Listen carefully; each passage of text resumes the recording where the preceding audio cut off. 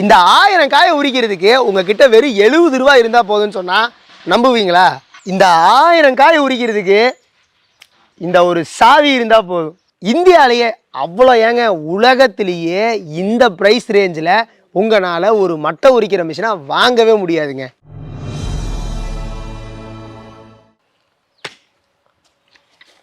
என்ன தம்பி ஜாலியாகிற போல? என்ன பார்த்தா உனக்கு என்ன ஜாலியாகிற மாதிரி இருக்கா? என்னடா காலேஜெல்லாம் போய் அங்கே என்னெல்லாம் பண்ணுவேன்னு எனக்கு தெரியாதா? வயசை தாண்டி தானே வந்திருக்கிறேன். காலேஜ் போகிறதா நம்ம ஜாலியாக தான்டா இருக்கு. ஆனால் வீட்டுக்கு வந்த உடனே இங்கே பாரு தேங்காய் உரிக்க விட்டாங்களே.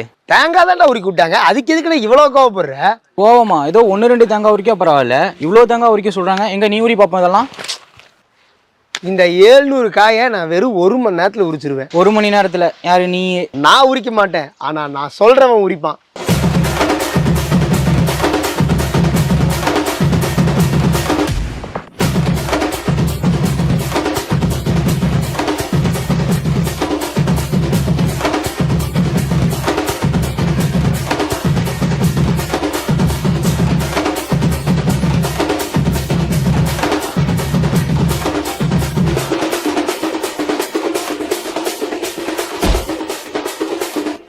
வணக்கம் விவசாய பெருமக்களே, நீங்கள் இந்த வீடியோ பார்த்துருந்தாலே தெரிஞ்சிருக்கும் நம்ம எதை பற்றி பார்க்க போகிறோம் அப்படின்னு. நம்ம இன்றைக்கி இந்த வீடியோவில் கொக்கோ டிஎஸ்கரை பற்றி தான் பார்க்க போகிறோம். இங்கே எல்லாத்துக்குமே கொக்கோ டிஎஸ்கர் எதுக்கு அப்படிங்கிறது எல்லாத்துக்குமே தெரியும். அது வந்து தேங்காய் உரிக்கிற ஒரு கருவி அப்படிங்கிறது.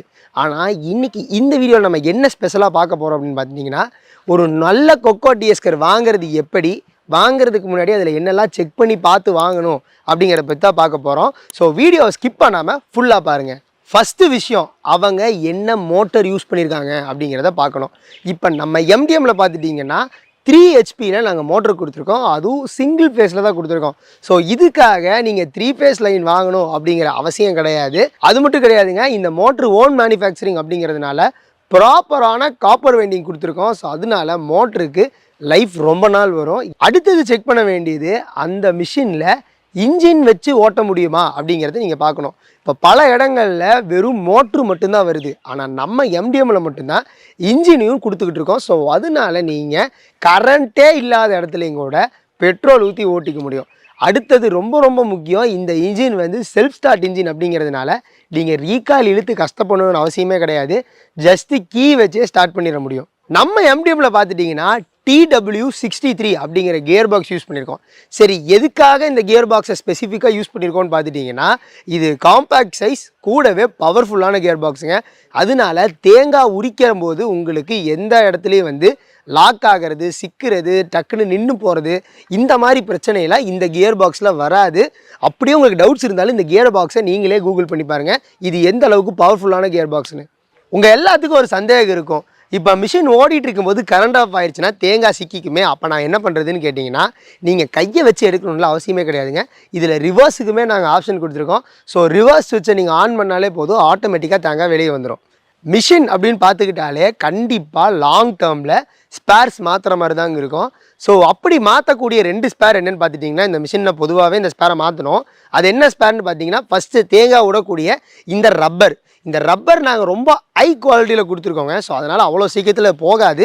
அப்படியே போனாலும் இந்த செட்டியே மற்ற கம்பெனி மாதிரி மாற்றணுமான்னு கேட்டால் கிடையவே கிடையாது. எந்த ரப்பர் போயிருக்கோ அந்த ரப்பரை மட்டுமே மாற்றக்கூடிய அளவுக்கு நாங்கள் இதில் சூப்பரான டெக்னாலஜி யூஸ் பண்ணியிருக்கோம். அதாவது ஒவ்வொரு ரப்பருக்கும் தனித்தனி கனெக்ஷன் கொடுத்துருக்கோம். ஸோ ஒரு ரப்பர் போனால் ஈஸியாக அந்த ஒரு ரப்பரை மட்டும் எடுத்து போட்டுட்டு நீங்கள் யூஸ் பண்ணிக்க முடியும்.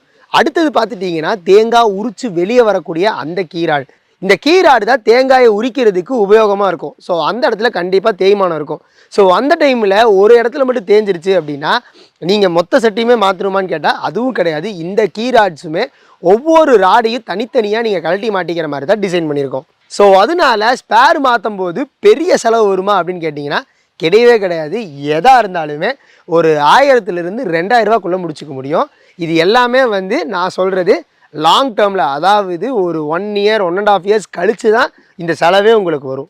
அடுத்தது, இதை ஈஸியாக நீங்கள் தென்னந்தோப்புக்குள்ளே கொண்டு போகிறதுக்காக ஒரு ரொட்டேட்டிங் வீலும் பெரிய டயர்ஸும் கொடுத்துருக்கோங்க. ஸோ அதனால நீங்கள் ஈஸியாகவே உங்கள் லொக்கேஷனை பார்த்து எடுத்துகிட்டு போயிட முடியும்.